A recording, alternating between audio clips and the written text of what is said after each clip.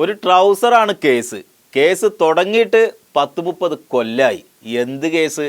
Trouser case. I was very constant. Trouser എന്ന് പറഞ്ഞാൽ വെറും ട്രൗസർ അല്ല. ഞാനൊരു കയറ് കട്ടു, കയറിൻ്റെ അറ്റത്ത് ഒരു പശു ഉണ്ടായിരുന്നു എന്ന് പറഞ്ഞ പോലെ ഈ ട്രൗസറിൽ ഒരു ലേശം ലഹരി മരുന്നുണ്ടായിരുന്നു. അത്രേ. ഹെറോയിൻ കൈവശം വച്ചു എന്ന കുറ്റത്തിന് മിസ്റ്റർ ആൽബർട്ടോയ്ക്കെതിരെ പോലീസ് ചാർജ് ചെയ്ത കേസിലെ ഏറ്റവും പ്രധാനപ്പെട്ട ഒന്നാണ് ഈ ഡ്രോയർ.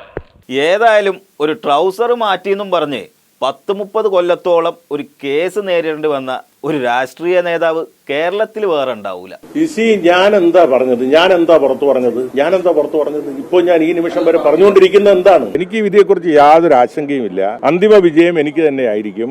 സംഭവം നടക്കുന്നത് 1990-ലാണ്. അതായത് ഒരു ലഹരി കേസിൽ പിടിച്ച ഒരാളുടെ ട്രൗസർ പിന്നീട് കാണാതായി. ചുരുക്കി പറഞ്ഞാൽ തൊണ്ടി മുതൽ. മനുഷ്യന് വഴി കൊണ്ട് നടക്കാൻ മേലുണ്ടായല്ലോ.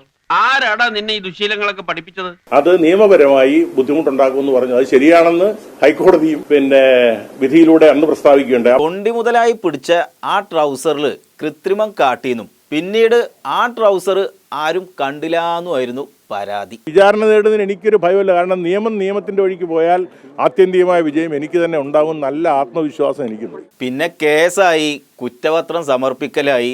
അന്ന് വക്കീലായിരുന്ന ഒരാളും പിന്നെ കോടതിയിലുണ്ടായിരുന്ന കുറച്ച് ജീവനക്കാരൊക്കെ പാടെ ആ ട്രൗസർ മാറ്റിയെന്നായിരുന്നു കേസ്. 2021 ഞാൻ മന്ത്രിയായതിനു ശേഷം എന്നെ ആ കേസ് വീണ്ടും ചിലർ കുത്തിപ്പൊക്കി മന്ത്രിസ്ഥാനത്ത് മാറ്റാനുള്ള ശ്രമമാണ്. അതുകൊണ്ടാണ് ഞാൻ ഹൈക്കോടതിയിൽ പോയി ആ FIR ക്വാഷ് ചെയ്തത്. ഒരു ട്രൗസറിന് ഇത്രക്കും പ്രാധാന്യം ഉണ്ടാവുന്നത് നമ്മളെ നേതാവ് മനസ്സിലാക്കിയത് ഇപ്പോഴാണ്. വിചാരണ നടത്തിയിരുന്നെങ്കിൽ എന്നേ അക്വിറ്റലായി പോകുവായിരുന്നൊരു കേസായത്. ഏതായാലും ആ ട്രൗസർ കേസേ സുപ്രീം കോടതിയുടെ വരാന്തിയും കയറി. പക്ഷെ എന്റേതല്ലാത്ത കാരണം കൊണ്ട് കേസ് നീട്ടിക്കൊണ്ടു പോയെന്നുള്ളതാണ്.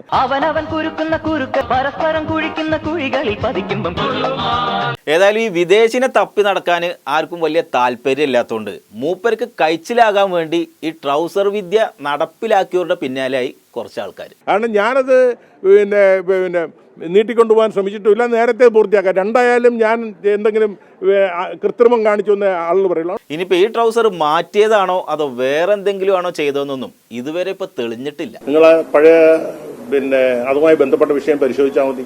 കേസിൽ പെട്ട ഒരാള് പിന്നെ MLA ആയി, മന്ത്രിയായി. പക്ഷെ കേസ് അപ്പോൾ ഇങ്ങനെ പോയിക്കൊണ്ടിരുന്നു. ഈ കേസിൽ ഞാൻ നിരപരാധിയാണെന്ന് കോടതിയിൽ റിപ്പോർട്ട് കൊടുത്തിട്ടുണ്ട്. അതുകൊണ്ട് ഈ വേട്ടയാടും തോറും എന്റെ കരുത്ത് കൂടുകയാണ്. അകത്തിടേണ്ട ട്രൗസറിൽ ലഹരി കടത്തിയ കേസാണ്. ഏതായാലും ഈ ട്രൗസർ കേസിന്റെ പേരിൽ ഇനി ആരൊക്കെ ഏതൊക്കെ കോടതി കയറേണ്ടി വരുന്ന് വാദം കഴിഞ്ഞിട്ട് പറയാം.